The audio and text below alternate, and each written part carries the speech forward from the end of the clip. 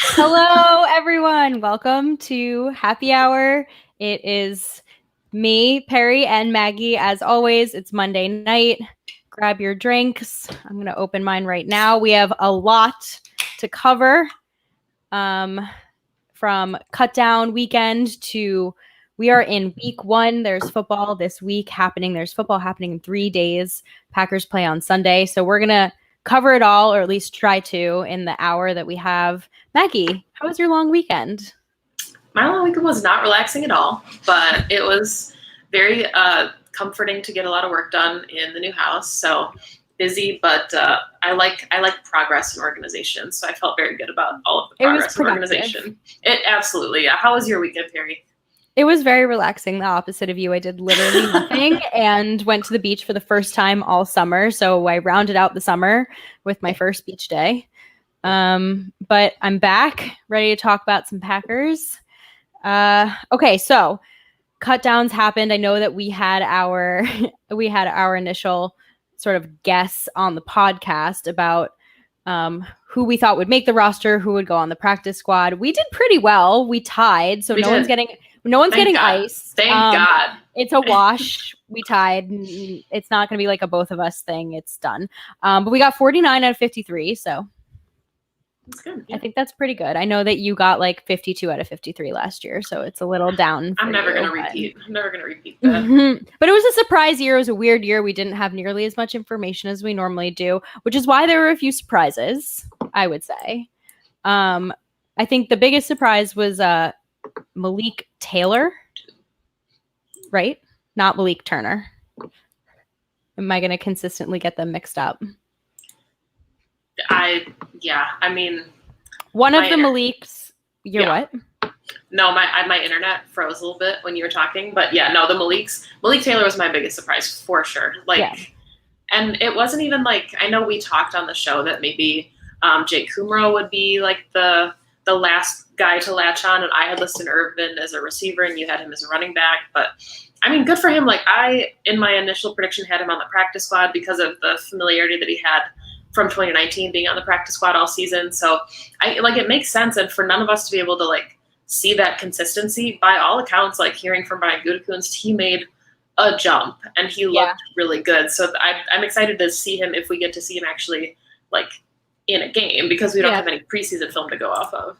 I think what's exciting to me is that if we are surprised and we are this is unexpected to us, that's even more so for an opposing defense. So the chances he plays week 1, I don't know, I'm going to say slim.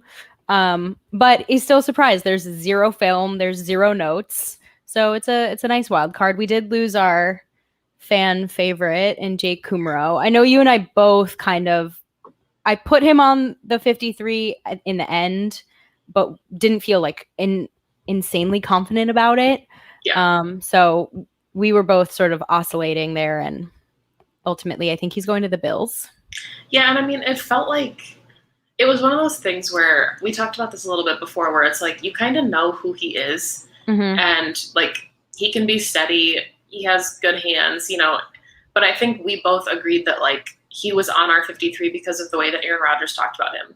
And not that you want to discredit the things that he said, but, I think on the depth chart going into the season, at best, he would have been wide receiver 4. So if you have a 28-year-old who is a candidate even for your practice squad, you want to take a flyer on a guy like Malik Taylor, and you want to have Darius Shepard and Reggie Begelton on your practice squad, because all those guys likely have more upside if they hit than Jake Kumro did, just as a consistent player. So I know that people are always worried about offending Aaron Rodgers, but he's a professional. He's fine. He's going to be okay. He still has Devontae Adams. He's good. He'll be okay. He has said so many times he understands the business. He knows what this is about. I don't think that GMs and coaches should be making roster decisions based off the happiness of their franchise quarterback anyway. It's not his job. His job is to go out there and execute the game plan, which he will do regardless of if Jake Kumro is on the field or not. Absolutely. Any other thoughts, surprises on the roster, things that stood out to you in the end? Honestly, to me, it was the outside linebackers. And I kind of said this a little bit on Twitter It was hard to follow cut down day because I didn't have internet at the new house, and everything was just like, little bits and pieces of information. But we had both kind of made our predictions that the Packers were going to keep 5 outside linebackers, which they did. But I thought it would be Tim Williams. You thought it would be Tipa. And then it ended up being Randy Ramsey, who I really liked Randy Ramsey in 2019. Yeah. I thought he put on good tape, but I didn't think there was any way that he was going to beat out Kyler Fackrell for kind of that 4th spot.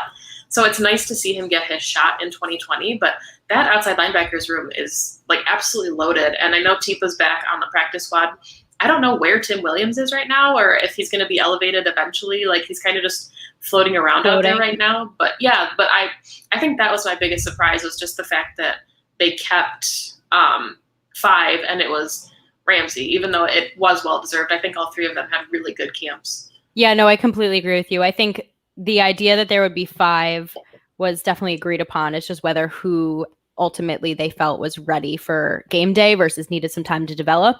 Not super surprised that Tipa is more on the practice squad. I think I actually talked to Andy about it a little bit, and he was like, Tipa just seems like he needs to like bulk up and like grow into his body a little bit more, and that's exactly like the place for him to do it. So I'm glad that he's back. I think we signed 10 of the 16 at my most recent notifications told me back to the practice squad. So like you said, it's so hard to keep up with. I almost wanted to like put my phone down and just like check the end results at the end of the day, but I'm too excited and nosy to do that. So I was refreshing Twitter incessantly. I had to refresh to make sure I wasn't getting iced. Honestly, I was like, there was a point where I thought that I would win, but ultimately they cut or released rather Trayvon Hester. So he was our last domino that we need to know. But I'm glad we tied. I'm almost glad that neither of us had to go through that. That's awful. That would have been a little painful. Anyone released from another team that you would take a run at? Honestly, it's hard enough for me to keep up with the Packers. I haven't looked to see if anyone that stands out to me from another team has been released. But with only 10 of 16 spots, I wouldn't be incredibly surprised if they added someone. I know they added today a cornerback. They also added Robert Foster. I'm forgetting which team he was from. The Bills. The Bills? We did it was a swap. Yep. It was a swap. So they've made moves, just no names that I particularly recognize. Yeah, I mean, I guess like I know the roster's still kind of churning right now and we're waiting to see what'll happen, but I think my biggest surprise, even though it's early, like it's only Monday night, things can happen before Sunday, but, this is just like the same, we do this song and dance every season where the Packers have a promising young inside linebacker who gets injured. So then it's always Blake Martinez and a vet. So, kind of wondering now with Kamal and the injury and going on IR, like, is there a vet floating around that they're going to take a flyer on? Are they confident in Ty and Oren Burks to at least get through week 1 and kind of evaluate? Because Christian Kirksey, like I cannot wait. I put this on Twitter. I cannot wait. He's the player that I'm most excited to see. Brian Gutekunst said they haven't had a guy like him in the middle of the defense in quite a while. So it's very exciting. Yeah, but I mean, like, they got Antonio Morrison, they got BJ Goodson. So I guess I just feel like I'm waiting for them to sign like an inside linebacker that'll play 25, 30% of snaps opposite Kirksey. Yeah. But I hope they don't. Like, I think we need to see what we have in Oren Burks and Ty Summers to kind of make up for that spot. No, I agree with you. I've actually been sort of thinking something along similar lines. And I think initially my response to that would be, I think Raven Green can step in there when need be. But Raven Green has also been hurt. And I read that he was not practicing today either. So maybe they go pick someone up. Maybe my hope is that Oren and Ty, like you said, are ready and can start week 1. That would be ideal. I think bringing someone in is a little bit risky now. Or can they learn the playbook? Like if they are going to need to start for us, that's a very short window to really get caught up to speed. So if they do that, I wonder if that's a game plan for week 2 or week 3 rather than, they're planning on keeping who they have in the building week 1. Yeah, and I mean, knowing that Kamal can come back in as little as 3 weeks at this point, I could very well see them saying, you know what? Well, didn't they say that his surgery recovery is 6 to 8 weeks? That's true. So, I mean... So, he's not going to be coming back until October. But if Raven Green isn't that hurt, and he's just resting or isn't going to play week 1 and can come back week 2, that feels a little bit like a stopgap. Yeah, I mean, it's just, and it's hard. It's like you said, we haven't seen enough. We don't get glimpses into training camp, so we don't know. By all accounts, Oren Burks is healthy, and he's been practicing, and Ty Summers has been practicing. But how do they look? I guess because question for you. Okay. Curious. Okay. Who do you think is the starter between those two next to Kirksey? Is it Oren or is it Ty on Sunday? I feel like this is like, it's maybe not the right way to put it, but I feel like Oren Burks is going to get like grandfathered in as like having the first crack at it, given that he was like a 3rd round draft pick going into year 3. And I think that, they'll probably play Ty primarily on special teams, given that he's like one of the captains of like that was his role last year and he was great at it. So yeah, I think it'll default to Burks. I don't know. How about you?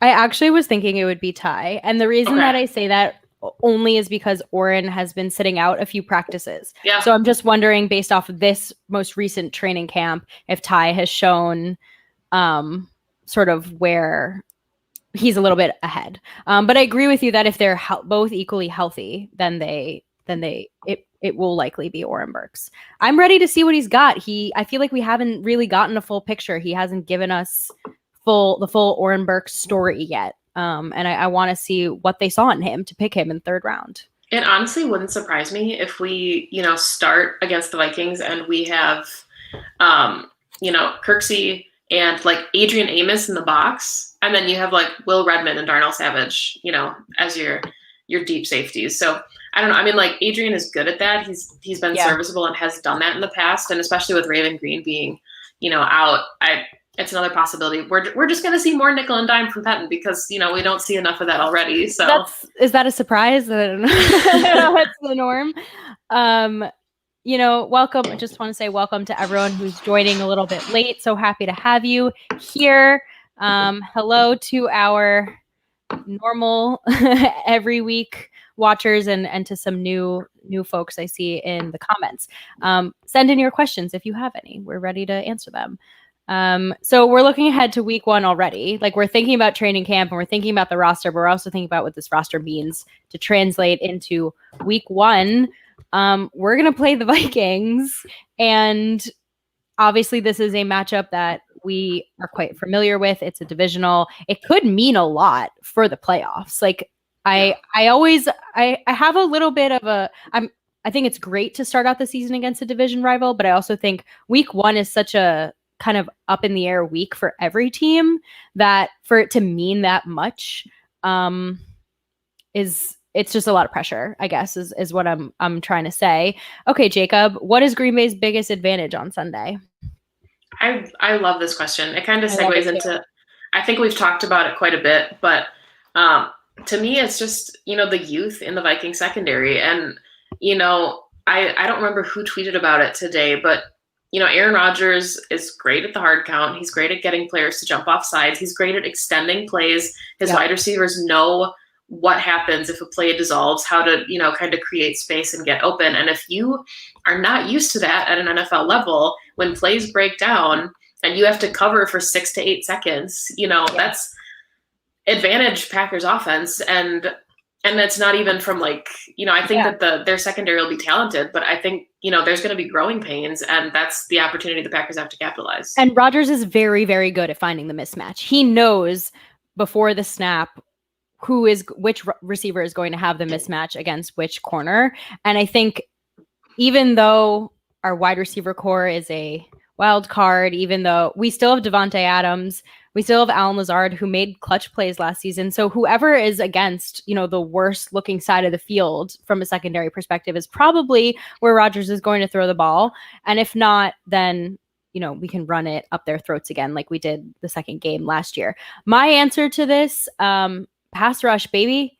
I talked about this with Andy Herman a little bit when on Pack-A-Day, and Kirk is not good at extending plays, just like you just said with Rodgers. He's the opposite. He's a little bit of a statue. He can run if a play breaks down or if a coverage breaks down, but if our pass rush gets to him, it's going to be very, very, very hard for the Vikings to just like run their offense and get plays off against us. And he's going to have to get the ball out very quickly in order for this offense to work.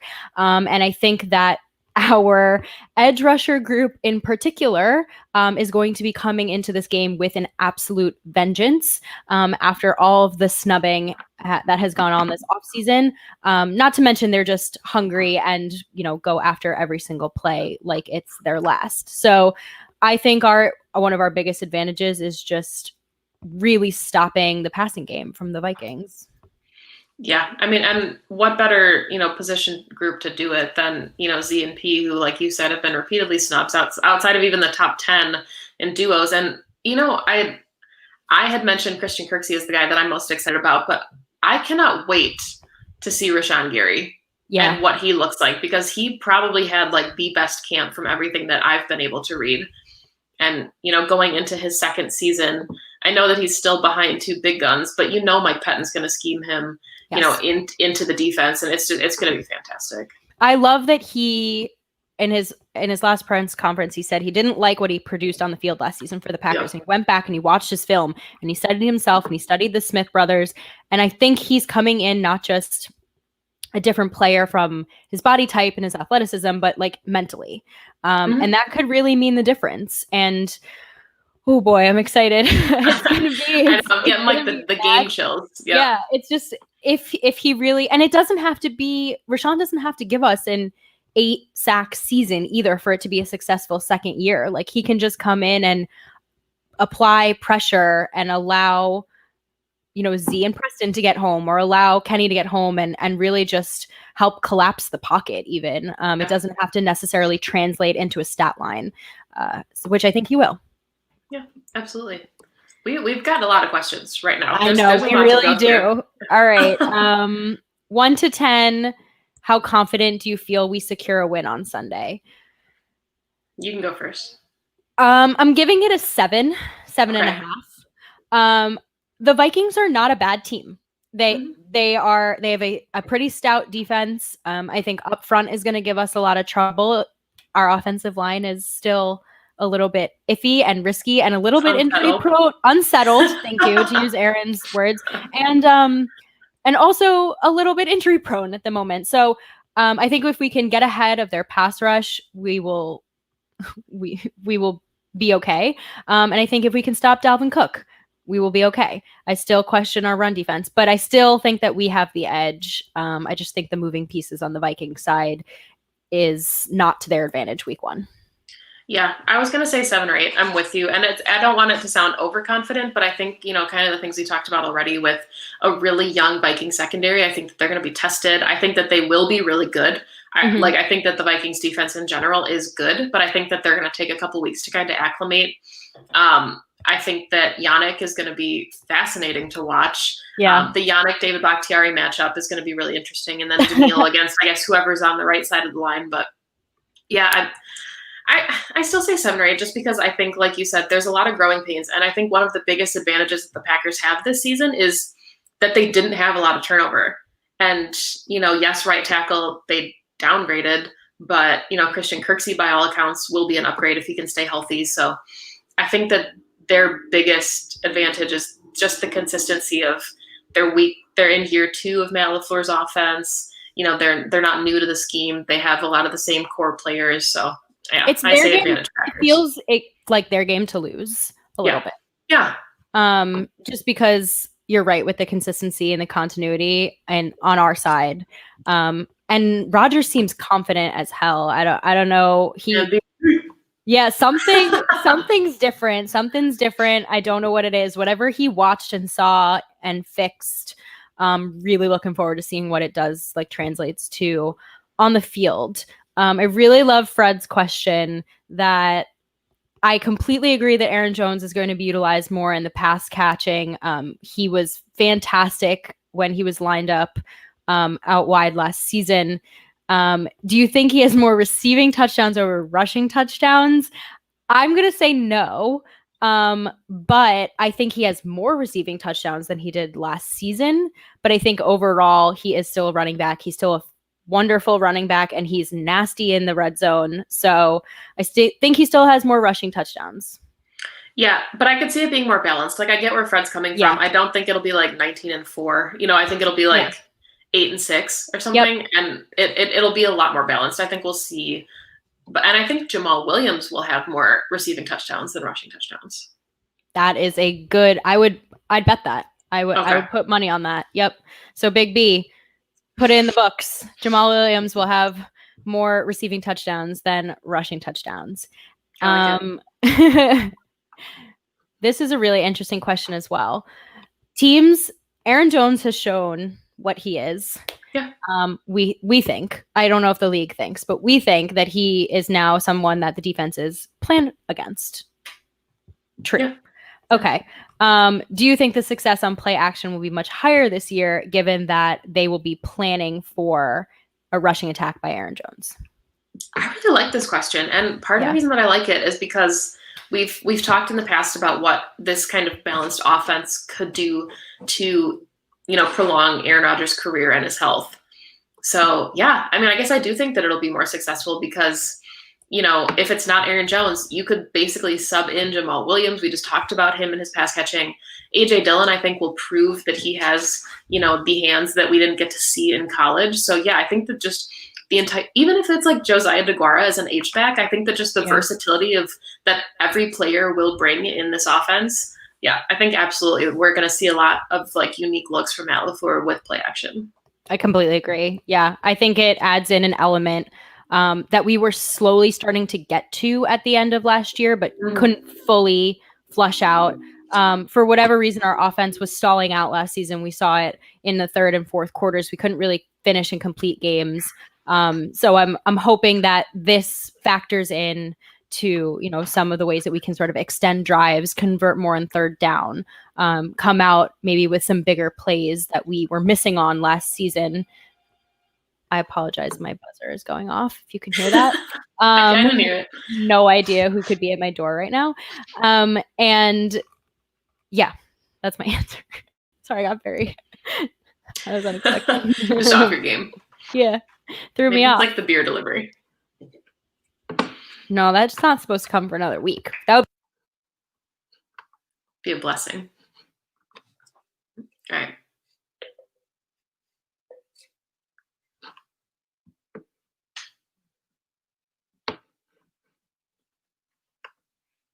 Yes. The answer is yes, we would watch it together. Mark and I have talked about this before, how like it would be really stressful for like the week leading up to it and for the 3 hours that it's happening. But like, if you think about like your team having to lose to one other team, you would want it to be theirs. Like I would feel less sad if the Packers lost the Super Bowl to the Browns than any other person. So yeah. How about now? Can you hear me now? Yeah. Okay. That was weird. Sorry, guys. Yeah, I think that if it was, it would make it a little bit sweeter for sure if you got to see your husband happy. I think it would be a long shot. Sorry, Mark, but you never know. If he's watching right now. I don't know. You never know. Okay, so I've been thinking a lot more about the game this Sunday and what we need to really accomplish. But I'm curious what you think. Do you think this is going to be an offensive game, a defensive game, low scoring, high scoring? Like, what are you thinking about that? It's hard because, like, I mean, honestly, if it's another like week 1, 2019, and it's like 10-3, I'm going to be so bummed out because I'm not the kind of person that enjoys low scoring games. Like, I think that they're interesting. And you're in the majority, I think. Yeah, but like, I mean, especially like, if it's like week 11, I'm like, okay, yeah, cool. The defense is killing it. But week 1, you're like, I miss football. Let me see, like, not that I expect the Vikings to score like 30 points, but you want to see what your offense has got. You want to see, I don't know. I feel like 21-14 or like 21-17, like, right. I feel like it's going to be a kind of a learning curve for both teams. So, the defenses are going to give up some big plays. The offenses are going to kind of struggle to get the ball rolling because they didn't have a preseason to work on this. So, I don't know. What about you, Perri? Yeah, I mean, I'm definitely hoping for some touchdowns. I want, like you said, last year it was hard because we went from that crazy 20-0 comeback to 10-3. And it was a little frustrating to watch the offense stall out. I definitely don't expect that to happen this year. I think that, like you said, we're in year 2. It's going to be a little bit more fluid. But yeah, I think you're kind of spot on there with the 21-17, 23-20. I don't expect it to be a blowout by any means. I think both teams will be. All right, Mark. He's mortified in the kitchen right now. Just so everyone knows. It was a great burp, man. I hope you're enjoying the beer. So loud that the cat left the room. Oh, that's too funny. Sanjay had a question earlier that I didn't get to, but I want to go back to it, which is whether or not he thinks, I'm trying to find it, if Devontae is going to have over under 15 catches this Sunday. Under.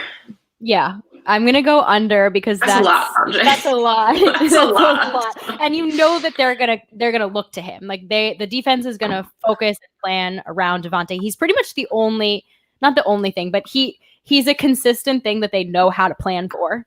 So expect them to double team him and have resources at the ready to try and stop Devontae Adams. Whether or not they do, I don't know. I'd really like to see Aaron kind of spread the ball out. He's talked so highly of the receivers, all of them, and MVS, Lazard. I want to see what EQ's got. So I'd like to see him throw to. He does very, very well when he throws to multiple different receivers. So kind of piggybacking off of this, then I want to go to Jared's question because, I mean, who do you think will get the first touchdown of the season for the Packers? Because last year it was Jimmy Graham. It was Jimmy Graham. He was the only one that game. That's when we thought Jimmy Graham might have something in him. I think that this is such an interesting question. Because I've been thinking about this all day, honestly, and I'm glad that he asked because I have somebody, in mind, and it's probably not going to happen, but you know. Wait, I want to know. I want to say it's going to be interesting. I could see that. I was going to say Aaron Jones, but that feels very obvious. I like MVS. I'd give that to him. What do you think it's going to be? Jones, do you think it's going to be like a quick, like deep shot? I think that he's just going to get open, and then we're going to be like, oh my God, they connected on something that they've been trying to do for 2 years. Like it's just going to work.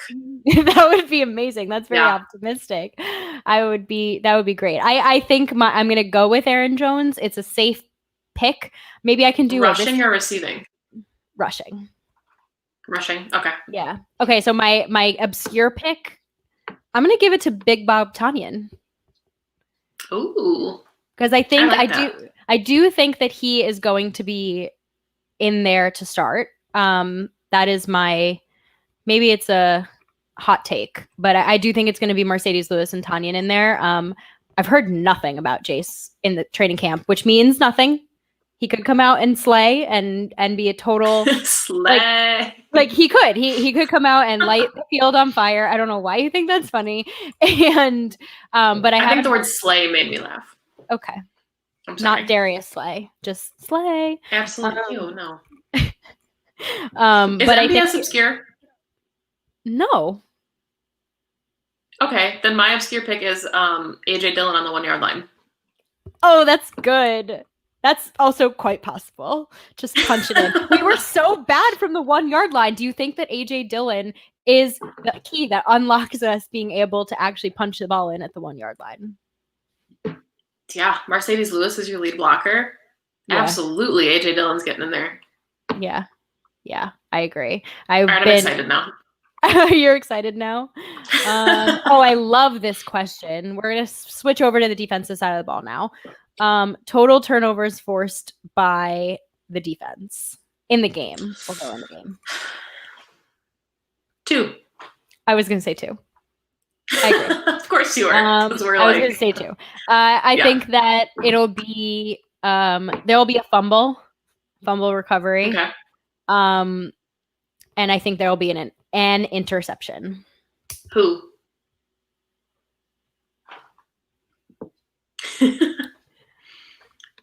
I don't want to say Jair. Okay. I mean, he's the first that comes to mind, but he'll be trailing Thielen, probably. I assume he'll be trailing Thielen.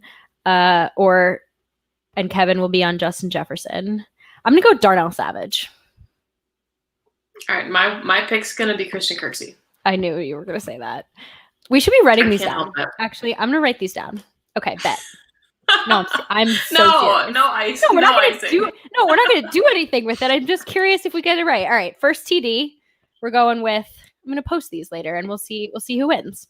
All right, first touchdown. I'm going, Aaron Jones. Okay, you're going MVS, and then first interception. I'm going Savage, and you've got Kirko. All right, let's see. We'll post it. We'll see. We're showing so hard. Yeah, you're leaking out. All right. This is a great one. Having no fans impacts which team the most on Sunday? In my head, it's easily the Vikings, just because they're the ones at home, so they lose that home field advantage. And apparently, that place is always quite loud. It's usually loud with fake crowd noise, so I've heard. But it will obviously can't relate. But obviously, it will be much quieter than normal, and I think that gives us the advantage. Do they get to use the stupid horn? I don't know the answer to that. I'm hoping no, because that horn sucks even through the television. And I think it'll be really, really interesting to see the first game without fans, like how quiet it really is and how much they turn it up, like on third down when we're on the field, like what that fake crowd noise sounds like. I know that they practice with it at the highest decibel it could go to like get used to it, but it's so different when you're in game. Either they can sort of block it out and are in the zone or not. But I just cannot wait to hear Rodgers' hard count so much stronger and like more apparent. Like, give me all the green 19s. I got to savor all the green 19s that he's got left. You know what I mean? Give it to me. Stop. Don't put an end date on it. I'm not putting an end date on it. I'm just saying I'm going to appreciate them more this season because they're going to be more apparent. Every single green 19 I will cherish. Every single one. Okay, here's another question for you along those lines. Does Rodgers get a free play touchdown? No. Does he force an offside free play this game? Yes. Yeah, I agree. Does it turn into a touchdown? No.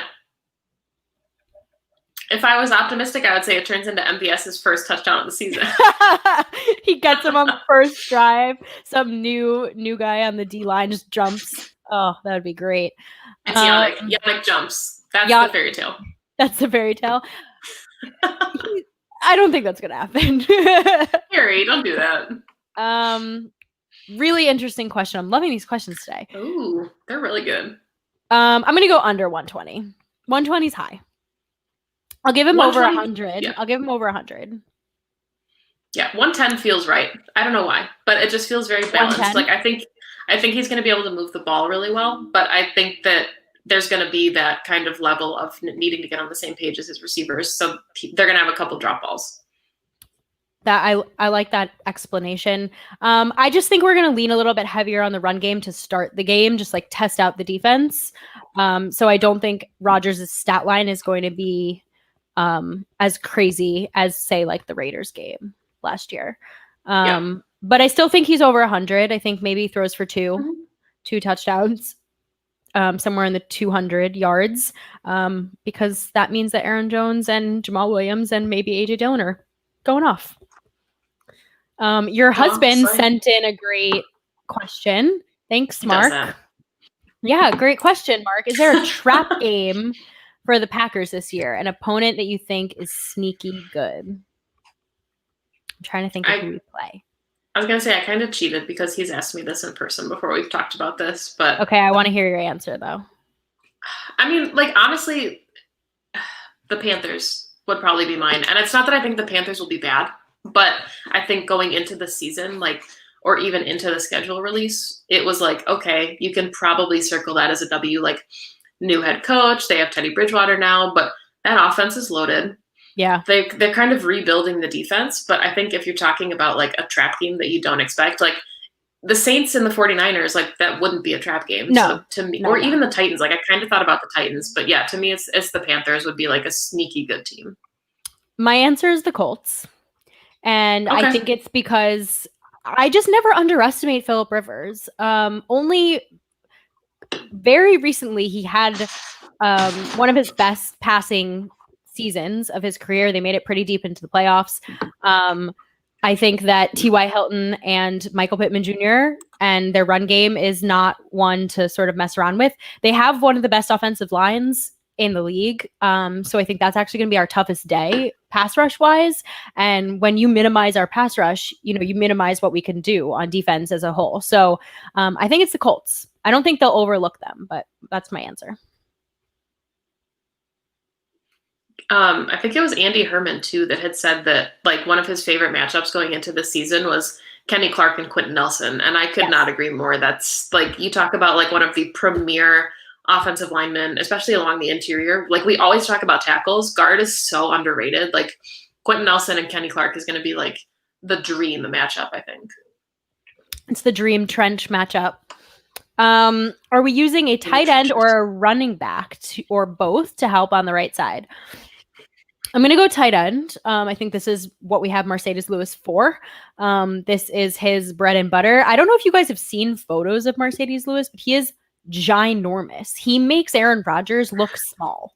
He's so big. So I think that he helps out a lot. Jace has said he loves to block.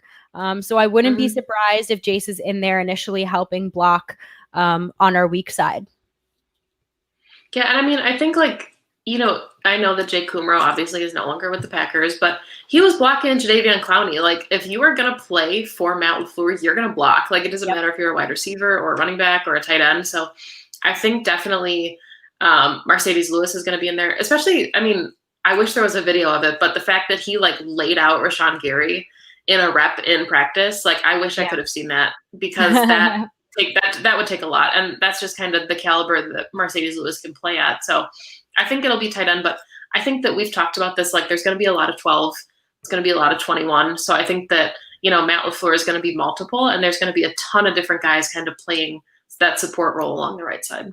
Absolutely. And Jamal has become, and Aaron Jones has definitely gotten better, but Jamal is phenomenal in pass pro. So I wouldn't be surprised if he's in there as well on passing downs. He's actually so fun to watch to go up against those guys because he's just a monster in pass pro. So I guess our answer then is both. Just depends on the play. We cheated. It's both. We cheated. Sorry. Well, he said or both, so we did answer the question. Another great question, Robin. I think you're a newcomer here. I don't know, but thank you. You've been sending some amazing questions in today. Who wins time of possession? So she has Packers over 35 for me. This is so interesting. It's hard to say because Robin is watching from Scotland right now. I'm just gonna put that Robin, out there, that's amazing. Which is beyond impressive. It's past like midnight. 12:38 there. Yeah. Wow. Oh my gosh. Well, we really appreciate the view. He's the best. I'm sorry, I called you she over there. That's my bad. I'll call myself out for that. I hate when people do that to me. Sometimes I get Mr. Goldstein at my work email, and I'm like, no. Sorry, I digress. Who wins time of possession, Maggie? I think it'll be the Vikings, and I think it's because the Packers will be more efficient.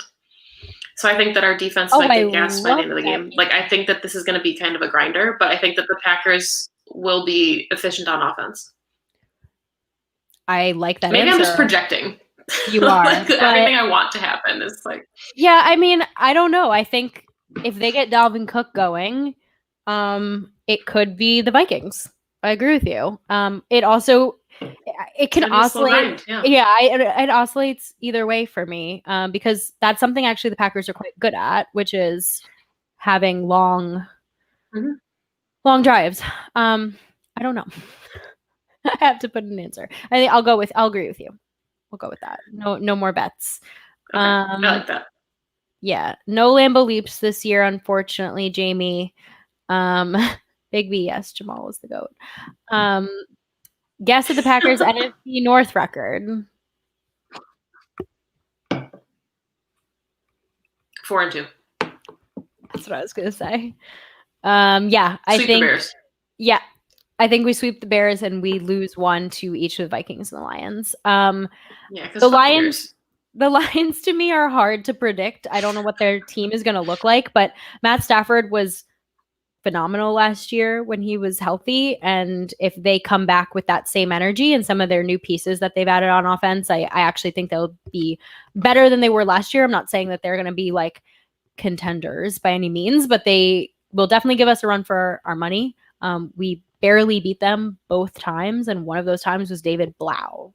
So the chance that one of those swings the other way for us is quite high to me. And the Vikings, I feel like it's always kind of a coin toss. Yeah, I mean, I definitely agree. And I think the best thing that happened to the Packers was Mitchell Trubisky being named the starter of the Bears this season. And we don't play them for a while, though, so he might not be the starter by the time that we get to them. But, I mean, like, their defense is still really good. Yes. Robert Quinn, I'm excited to see their defense was already really good, and then they signed Robert Quinn in free agency. So, I think that there's a lot to like there. Does Robert Quinn really scare you that much? It's not a scared thing. I appreciate a good edge rush, and he's going to bring it, Yeah. He'll scare me if we don't know who's playing right tackle for us. I'll put it that way. Fair. That's fair. I think Yannick scares me more than Robert Quinn. Robert Quinn's 30, right? So and we handled him. I was watching the Cowboys game from last season, and we handled Robert Quinn last season while he was with the Cowboys. Obviously, they'll deploy him in a new way on the Bears, but Yannick instills more fear in me than Robert Quinn does. I agree. Not saying I'm scared either. But you're not scared. I'm not scared. Scared. I'm applying some respect on some good edge rush. How about that? All right. We love a good edge rush in these parts. No Lambeau leaps this year. I know, it's so sad. I was talking to my dad yesterday actually about how we were planning on going up for the season opener at Lambeau against the Lions in 2 weeks, and how we are not doing that now, and that's sad. I know. Well, we're gonna have an epic party. We decided when you get to Lambeau for the first time. So yeah, it's gonna be an epic tailgate of epic proportions. I hope they win. Any final thoughts on this upcoming week against the Vikings? I think that we're going to see some growing pains on both sides. I feel like everybody needs to temper their expectations going into week 1, because we are so excited that football is back. And I think that we have these expectations of what football will look like when it's back. I think it's going to be bananas to see an empty stadium and to hear like crowd noise without there being a crowd. But, I think that Aaron Rodgers is going to play well. I think that the defense is going to play well, but I think that we kind of have to get used to what the new normal will look like for this season. So I think my expectations, I still am confident. I think the Packers, have a really good chance in this game. I think that the defense is going to take a step. I think the offense is going to take a step. We've said all along that we think this is going to be a better Packers team with a worse record. So I think there's a lot to like and a lot for the Packers to kind of prove on Sunday. But I just, I think if we're expecting like a barn burner, we're probably not going to get it for the first couple weeks of the season, because these are, I hate to say it, the preseason games, because they matter, but this is when you figure your shit out, basically. Yep. I completely agree. I think the one thing that has me a little bit nervous is that they haven't had real life tackling yet. And I feel like that after so long can be a real shock to the system. And I'm just hoping for, it to just kind of be like riding a bike. Like you just get back to You it. just get hit and you're like, all right. You're like, okay, I remember. But I think there is something to be said for preseason games as like a real sort of like runway into the real season. So I think you're right. I think it's good to temper expectations. We're not going to come out like smoking hot and score 45 points. But I think Maybe. I mean, we could. I don't know, but that's not where I'm setting the bar per se. Right. I think you're right. Like we will see. I think we're going to see a different team. I think it's going to be a different offense with different personnel packages than we're used to, and I'm just hoping for an efficient Rodgers. I'm hoping for a Rodgers that moves the chains quickly, up tempo, is in rhythm. And who has a big smile on his face. I was actually watching a video. I think it was from practice, or maybe it was an old game. I don't remember. But I miss his game day faces. You know those faces that he makes on the field when he does something good or something bad or does something doesn't go his way. Like I miss his facial expressions. I miss sack celebrations. I miss touchdown celebrations. All the little things we're gonna get. So I can't wait. Somebody had said, I can't remember who it was, but that this wasn't like, this season probably isn't going to be the Packers that you're used to. And I really kind of believe that. Like, you know, for my entire existence as a Packers fan, the quarterback has been the savior and they have made magic happen. And, you know, we always kind of believed as Packers fans that Brett Favre could save the day. And we still think that Aaron Rodgers can save the day. But, like, I think we're going to see something more dynamic, which is the goal. And, you know, we might come out and see sustained drives with a combination of Aaron Jones, A.J. Dillon, Jamal Williams that, like, we're not used to. Like, the Packers could be, I don't think they're going to be like a run-first team, like a 70-30, 60-40. I think it's going to be very, very balanced still. And I think Aaron Rodgers will still be able to make miracles happen when he needs to. But I think, you know, we have expectations of what his offense looks like. And I think we have to realize that this isn't probably going to be the Aaron Rodgers offense that we're so used to and so accustomed to. It's going to be like a dynamic new Matt LaFleur offense where everybody can do everything when they're on the field. Right. I think you hit the nail on the head there with the balance thing. I think we are going to be more balanced. And I think that also comes in our trust in the defense. I think when that defense steps on the field, it's a very different feeling than it has been in years past, where we can actually get in 3 and out. We can stop drives. We can force field goals. It's not a worry every time Aaron Rodgers steps off the field that something hazardous is going to happen to the Green Bay defense. And so that leaves us with the chance to break away from games or come back from games in a way that we've never seen before. And that to me is very exciting. And we saw it last year too. It gave our offense a little bit of leeway to figure themselves out as the season was rolling along. And it's gave us the ability to win games early and down the stretch. And I think they're going to do a lot more of that this season as well. I love this final question from Aaron. Do the Packers have more passing attempts or rushing attempts on Sunday? I'm going to say passing attempts because you can't teach an old dog new tricks. And I think Aaron Rodgers is going to, like, I don't think that we're going to see that dynamic that he had with McCarthy towards the end where he was, like, audibling out of everything that McCarthy wanted to do. You know, like, I think that he'll respect the balance, but I think that he's still Aaron Rodgers. So he's going to try and make it happen because he wants to be the guy. And you're the quarterback. It's kind of what you do. You want to be the guy. Hope that he stays a little bit more scripted because he likes what Matt LaFleur has scripted and what he scripted is working. But I do think that it's still going to be more passing. I mean, you've got one of the greatest quarterbacks of all time out there, and he still has an arm and he can still make throws better than most quarterbacks in the league still. But it is going to be, like we said, more balanced. And I think we will want to take advantage of the young secondary that the Vikings have. And it's their first game, just like bring it back to the beginning, the first thing you said, which is that he can make some magic off of, you know, their mistakes or their not being able to keep up with receivers for 6, 7, 8 seconds. So I think the passing attack will be there, but it'll be different. And maybe he will be throwing to some tight ends. Maybe he'll be throwing to some running backs, but there'll be a lot of passes. All right, Maggie. So we're almost at the top of the hour. I guess we kind of gave our final thoughts, but we're so excited for actual football. When this show happens next week, we're going to be recapping the game because it will have happened the day before. I can't believe it. We're going to have real football to talk about. It's going to be awesome. So come back next week with all of your thoughts and Please. questions.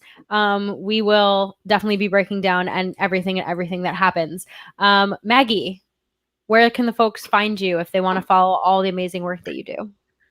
Oh man, I post all my stuff to my Twitter, so you can find me on Twitter at Maggie J. Loney. I write 2 articles a week for Cheesehead TV, and I podcast with the Pack a Day Podcast Thursday crew. And I have a podcast with the lovely Perri Goldstein. So if you can't get enough of us on Monday nights live, you can check out Packs What She Said. It debuts normally at the end of the week, and listen to us talk football there. Yes. How about you, Perri? You can find me at Perri_Goldstein. Like Maggie said, we have Packs What She Said, which comes out at the end of every week. It is our original. It is our baby. I'm also with the Pack-A-Day crew every other Monday. And you can please follow Game On Wisconsin as well on Twitter for all of our updates on Happy Hour. Please stay tuned in 10 minutes. We are going to have the Freezer podcast at Podcast Freezer on live. Breaking down the weekend and what's to come. You will want to hear their thoughts and opinions. They're wonderful. And all of well, thank you always answer your questions for a whole 51 minutes to listen to us talk. It's so crazy. And we'll sign off with a Go Pack Go. Go Pack Go.